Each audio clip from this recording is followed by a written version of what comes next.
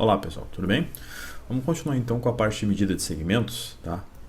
A gente vai terminar, na verdade, agora essa aula tem o intuito de ser a terceira aula, mas terminar de fato o capítulo 2, tá? Como é que a gente vai fazer isso? A gente vai continuar onde a gente parou, tá? Basicamente a gente estava vendo que as medidas de segmentos, né, a gente conseguiu estabelecer a diferença entre duas coordenadas, o módulo delas sendo a distância. Então a gente sabe muito bem que se a gente tem dois pontos, tá, numa reta ou dois pontos no plano, a gente pode, entre aspas, né, saber que ordenadamente a gente vai ter se, ou melhor, se a gente tiver um ponto C entre esses dois pontos, cada um com coordenada A, B e C, tá, minúscula, né, o valor da coordenada minúscula, a gente sabe muito bem que cada uma dessas distâncias é bem definida, tá? Então a distância de A até C, C menos A em módulo, a distância de C até B é B menos C em módulo, tudo bem? E obviamente, né, a distância de A até B é B menos A em módulo, tá? E a gente viu que se C está entre A e B, a gente sabe também que a distância de A até C mais a distância de C até B é igual à distância de A até B, ou, né, AB barra, perdão, é igual a C barra mais CB barra. Tá? Barra no sentido de ter aquela barrinha em cima, né, para dizer que é o valor da medida deste segmento, e não propriamente o segmento, tá bom? E obviamente, na medida que esses valores mudam, né, a gente continua tendo essa igualdade, tá bom? A pergunta que fica aqui, para começar essa aula, a gente pode começar a se perguntar o que aconteceria, na verdade, se a gente tivesse um ponto C que estivesse exatamente, tá, no meio do segmento AB, né?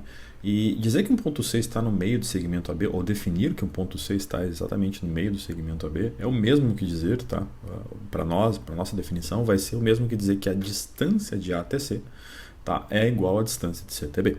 Tá? Então, em outras palavras, a gente pode fazer isso e, óbvio, a gente vai poder comparar isso com coordenadas, tudo bem?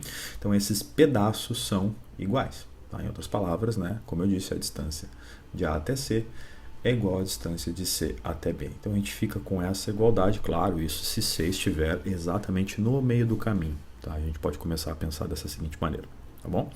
Então a gente vai definir isso como sendo aquilo que a gente chama de ponto médio. Tá? Então a gente chama de ponto médio segmento, ou ponto médio do segmento, né, AB, um ponto C, tá? Tal que a distância de A até C é igual à distância de C até B. Tudo bem? E a gente usa essa anotação que está na tela, tá bom? Bom, se isso é fato e como isso acontece, né, a gente vai colocar o seguinte teorema, tá? Um segmento, né, tem exatamente um ponto médio, né? Primeiro, dizer que ele tem exatamente um ponto médio é uma coisa, né? Quando a gente diz exatamente um, a gente está dizendo ainda que é único, tá?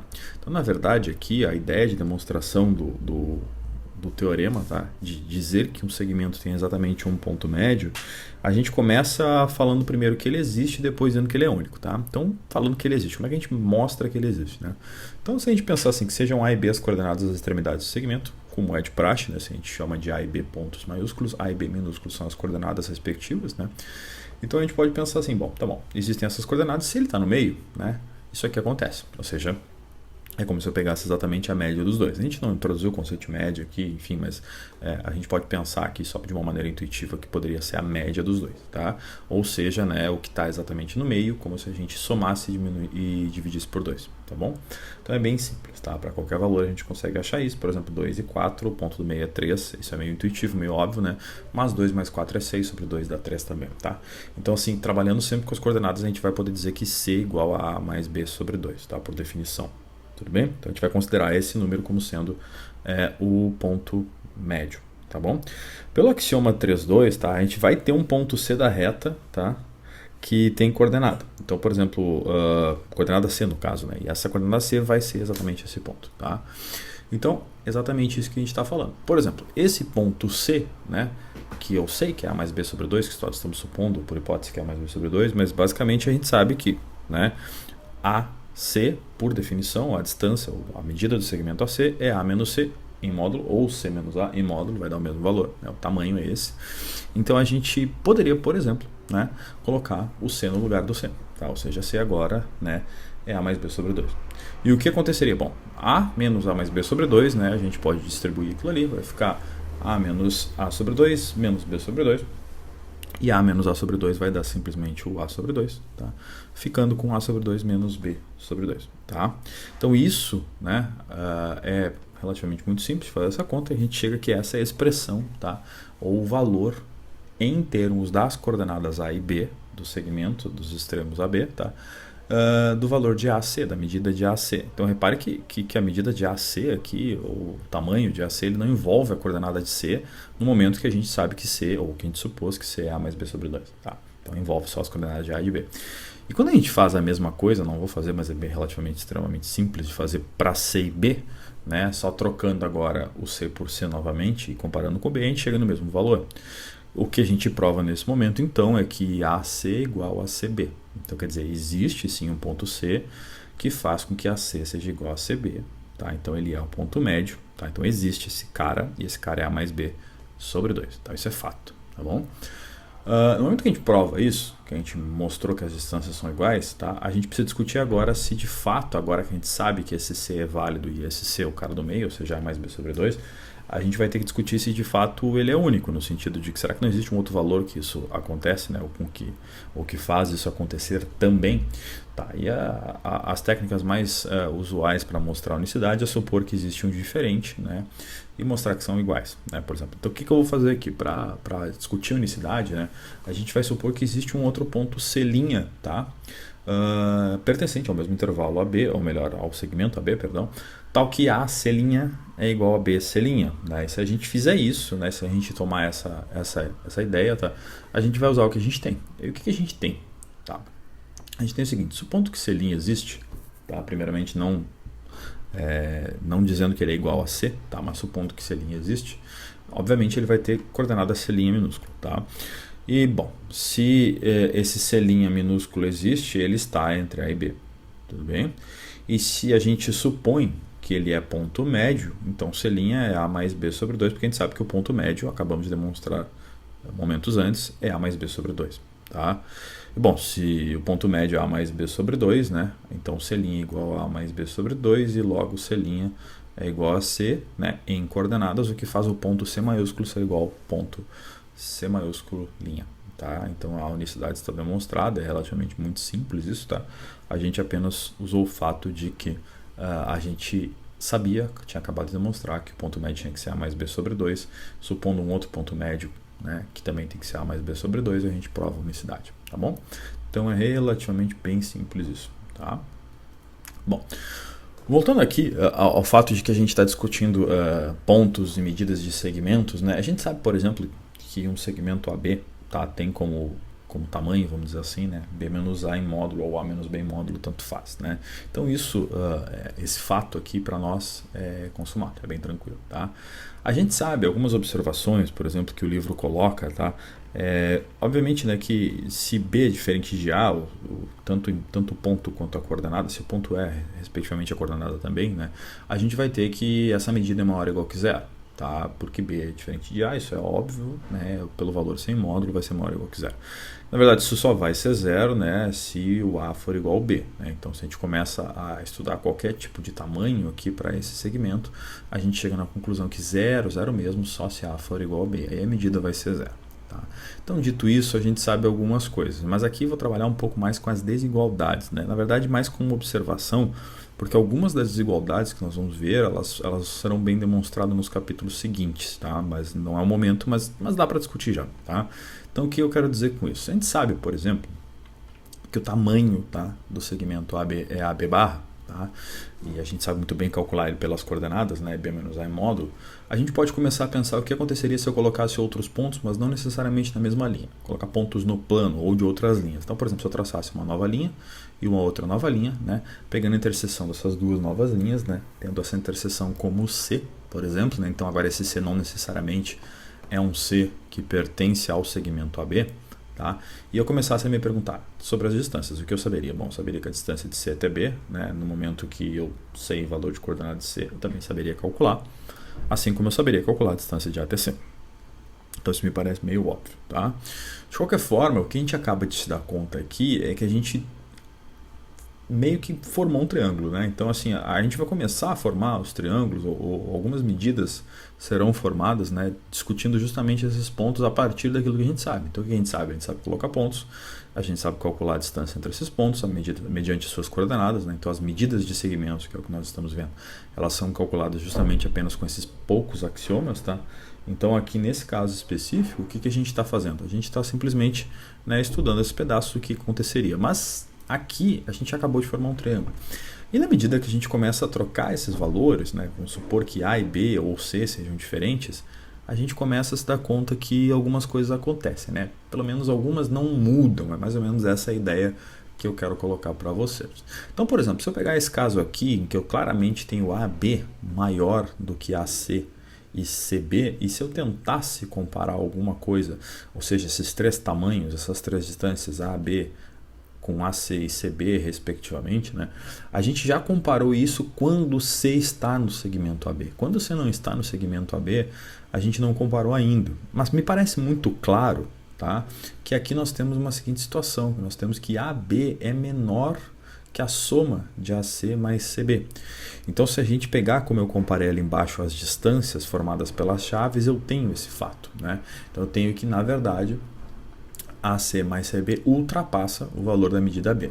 Isso aqui é muito conhecido por vocês, muito provavelmente como desigualdade triangular. Então é natural que a desigualdade triangular, né, ela é intuitiva, ela é óbvia, no momento que a gente entende que AC mais CB só seria igual a AB se C estivesse lá dentro do segmento AB. Né? Então, o que acontece nesse caso? É como se C saísse para fora do segmento AB, formando assim um triângulo, tá? E esse triângulo que está na tela, né, tem essas medidas e claramente essas medidas, tá? Tem que ser somadas, né? Tem que ser maior que o maior segmento. Então é aquela velha história, né? Os lados de um triângulo, né? Eu só consigo formar um triângulo, né, se a soma dos dois menores for maior que a soma do maior. Tá? Então assim a gente tem essa comparação. E se por algum motivo a gente baixasse isso, né, voltando C para dentro do segmento AB, a gente voltaria àquela igualdade, né? E aí eu não teria mais a desigualdade triangular, e sim a igualdade, porque claramente eu teria os segmentos somados dando exatamente o segmento AB, ou seja, AC mais CB seria AB. Tá bom? Então aqui eu só estou discutindo um pouco a desigualdade triangular, a gente precisa de um pouco mais, não é que precisa, mas a gente vai ter um pouco mais de ferramenta para provar depois a desigualdade triangular, mas claramente a gente já tem uma ideia de que triângulos são formados de uma certa maneira, e essa certa maneira, né, é justamente isso, é só entender que tirando o lado maior, os outros dois somados têm que ser maior que esse lado maior, então assim, só assim para a gente entender, né, que essa, vamos dizer assim, desigualdade vale e forma triângulos, tá bom? Bom, voltando aqui ao fato do segmento AB ou dos pedaços AB, né, a gente pode definir algumas outras coisas que nesse capítulo são definidas. Primeiramente, por exemplo, se eu tenho um segmento AB, não necessariamente um segmento que tem que ser no horizontal, um segmento qualquer, como eu coloquei aqui agora, eu poderia, por exemplo, analisar apenas esse segmento e me dar conta que esse segmento claramente tem um tamanho, isso nós já discutimos amplamente, né, e esse tamanho AB desse segmento em específico, né, é claramente calculável, a gente tem, mas se a gente definir que existe uma distância, essa distância é fixa, o que aconteceria se a gente variasse pontos? Em outras palavras, a gente poderia se perguntar se existe algum outro ponto, não necessariamente igual ao B, diferente de B, mas com a mesma distância de A, ou seja, em outras palavras, eu vou deixar onde ele está e vou procurar pontos diferentes, não necessariamente iguais a B, mas que mantenham essa distância fixa, porque essa distância B é calculável. Tá? Então a pergunta que fica é, será que tem outros pontos? Né? Vamos supor, será que existe um outro B, vou chamar de B2, cuja distância é igual? Será que vai ter um B3, por exemplo, cuja distância é igual? Será que vai ter um B4, que a distância é igual? Um B5? E assim por diante. Então assim, na verdade tudo que está variando aqui são os pontos a partir de B, B1, B2, B3, B4, na verdade B igual a B1, mas enfim, a partir daí eu consigo achar vários pontos, isso é possível claramente, né? O que a gente está fazendo aqui, em outras palavras, é basicamente definir nada mais nada menos, né, do que um círculo, né, ou uma circunferência, ou um disco, como chama o livro, tanto faz, tá? Então a gente começa a definir que um círculo, tá? Ele é basicamente formado por todos os pontos que distam, né, a mesma distância de um ponto fixo qualquer. Esse ponto fixo no caso é A, esse A não muda, tá? E a gente varia os B's, entre aspas, né? Então o que acontece aqui, a definição do disco é muito simples, é a partir da distância fixa a partir de um único ponto. A gente chama essa distância fixa a partir de um único ponto de R, tá? Isso é claro, é evidente, né? E é bem definido, tá? Mas a primeira definição na geometria que a gente vai ver é exatamente essa, né? Então, todos os pontos que distam a mesma distância de um ponto fixo A, né, juntos, né, essa infinidade de pontos vai ser os pontos em cima de uma circunferência, tá? Ou os pontos de uma circunferência, tudo bem? Então, dito isso, né, a gente pode definir algumas outras coisas. Por exemplo, eu vou supor dois valores para C, tá? Vamos supor que esses dois valores para C sejam exatamente dois pontos C que estão como estão na tela, tá? Eu sei que não são o mesmo valor de C, eu coloquei como C, tá? Mas só para tentar definir uma coisa com vocês, o que difere um C do outro C? O que difere é que o primeiro C, ou C que dista a menor distância nesse caso, ele está dentro do círculo, tá? Ou dentro da circunferência. E o outro C está fora da circunferência. A gente começa a conseguir definir também pontos dentro e fora, se a gente quiser definir regiões, tá? Simplesmente através daquilo que a gente já sabe. O que a gente sabe? Bom, é claro para nós que a circunferência é formada por todos os pontos que distam R do ponto A. Então, em outras palavras, né, eu posso dizer que AC, no caso do C menor, né, tem uma medida menor do que R. E que AC, no caso do C que está lá fora, tem uma medida maior do que R, ou seja, passou do valor da circunferência. Então a gente começa a definir pontos dentro e fora de uma circunferência dessa maneira. Então isso tudo com os poucos axiomas que temos até o momento, tá?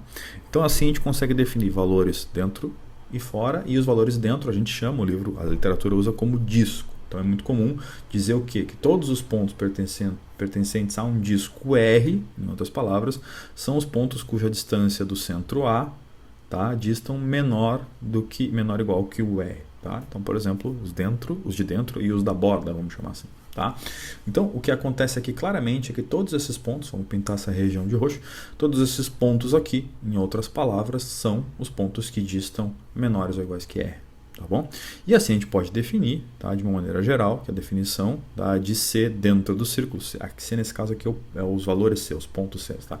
Se C é um ponto dentro do círculo, é porque AC é menor que R. Se C é um ponto fora do círculo, é porque AC é maior que R. Tudo bem?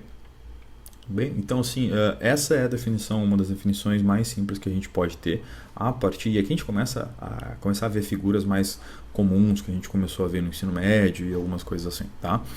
Então, é isso, essa definição é bem tranquila, tá bom? Vamos supor agora que eu tenho um ponto A1, tá? Vou chamar de A1, tá? E um ponto B1, tá? Claramente, a partir de tudo que eu acabei de falar, a gente sabe muito bem que A1 está dentro e B1 está fora. Em outras palavras, né, A até A1 dista um valor menor que R e A até B1 dista um valor maior que R. Eu não vou entrar nessa discussão agora porque acabamos de ver isso, mas isso é óbvio pela definição. O que acontece aqui, por exemplo, é que se eu traçar um segmento que vai de A1 até B1, né, sem sombra de dúvida, tá, o que acontece aqui é que nós vamos ter um ponto C que é a interseção justamente desse segmento A1, B1 com a circunferência. Tá? Então vai ter um único ponto, tá, que justamente é a interseção desse cara. E se a gente mudar os valores de A1 ou B1, a gente claramente vai continuar sempre tendo esse ponto. Tá? Então aqui na verdade é só para dizer que um ponto sempre tem, né, se um segmento é formado por um ponto dentro e um fora da circunferência, sempre teremos, né, um ponto de interseção, e aí vale, né, justamente por estar dentro do segmento, vale tudo aquilo que a gente viu de segmento, vale que, por exemplo, A1 até C, né, somado com C até B1 é igual a até B1 e por aí vai. Então a gente tem todas as definições para segmentos e para medidas de segmentos com um ponto, né, ordenado C entre A1 e B1, por exemplo. E esse ponto justamente faz parte da minha circunferência nesse caso, vai ter um único ponto. Tudo bem? Então isso é bem óbvio também, tá? Mas aqui só para terminar, algumas coisas legais acontecem ou começam a acontecer, tá? A gente vai ver muito isso ainda, mas aqui eu vou começar a falar de algumas delas. Por exemplo, se eu estiver falando da circunferência, tá, de raio R, que tem centro em A, né, formada por todos os pontos B que distam, né, de A a mesma distância, essa distância no caso é R, tá? A gente começa a poder formar figuras interessantes, tá? Vamos supor aqui que a gente queira, tendo essa circunferência, né, tendo por definição, a gente queira formar uma segunda circunferência. A única coisa que a gente vai mudar é que, por exemplo, agora B vai ser o centro dessa nova circunferência. E se isso acontecer, a distância de B até A não mudou, porque ela é R. Então, se eu formar uma circunferência também de raio R, tá, com centro em B, tá, por exemplo, eu vou ter essa distância fixa de A a B e BA, tanto faz, né, sendo R. Tá bom? O que acontece aqui também de interessante é que, por exemplo, vai ter um ponto, vou pegar o ponto superior, vai ter um ponto inferior, mas eu vou pegar o superior, que vai ser a interseção dessas duas circunferências. Tá? Então, esse primeiro ponto de interseção C, tá, eu sei que vai ter um simétrico lá embaixo, mas eu não vou falar desse, eu vou falar de cima. Esse ponto de interseção C, nessa circunferência, tá, ele é formado justamente não só pela interseção, mas uma coisa interessante acontece aqui. Porque se esse ponto C está na interseção das circunferências, então ele está tanto em uma quanto em outra, ou seja, ele está na circunferência centrada em A, como ele está na circunferência centrada em B. E se ele está na circunferência centrada em B, por exemplo, quer dizer que a distância de B até C eu conheço, porque afinal ele está em cima da circunferência centrada em B. Assim como eu sei também a distância de A até C, ou de C até A, como preferir. Tá? E nesse caso específico, B até C, justamente estarei traçando a distância R, né? Justamente porque vai do centro até a borda. A mesma coisa acontece de A até C, a distância R, usando o fato de que C também está na circunferência. Então, AC é R pelo fato de que C está na primeira circunferência. BC é R pelo fato de que C também está na segunda circunferência, além de estar na primeira. Se vocês se deram conta, a gente acaba de formar um triângulo equilátero, tá? Com o lado R, R e R. Tá? E aqui nós temos exatamente a primeira maneira, tá, de formar, que nós temos com os poucos axiomas que temos nesse momento, ou até esse momento, de formar um triângulo equilátero bem definido. Tudo bem? Então, assim, muito provavelmente vocês já viram alguns estudos na internet, algumas coisas de... É muito legal ver isso, né? Porque a gente acaba vendo o resultado final. Mas muito provavelmente vocês já viram algumas coisas do tipo símbolos, logos de empresas famosas, né? Que quando a gente vê o logo a gente não se dá conta, mas quando a gente vê depois a formação desse logo, tem muita geometria em volta daquilo. Então tem muita distância, muito círculo, que claro, não aparece no logo final. Por exemplo, vocês podem testar o logo da Apple, vocês podem ver logo de outras marcas famosas que tem geometria envolvida por trás, justamente com medição dessas distâncias através de pequenas coisas que a gente sabe. Por exemplo, conceitos como distância de pontos, conceitos como pontos médios, conceitos como circunferências, por exemplo, entre outros. Tá? Então vocês podem ver, isso é bem interessante. E aqui, com os poucos conceitos que nós temos, nós conseguimos formar uma figura, né, bem definida, no caso aqui sendo esse triângulo equilátero. Tudo bem? Então tá, a gente se vê na próxima aula, onde nós falaremos sobre axiomas de medições de ângulos. Tá? A gente começa a entrar mais um pouquinho na geometria um pouco mais conhecida por vocês do ensino médio. Tudo bem? Então tá, até lá.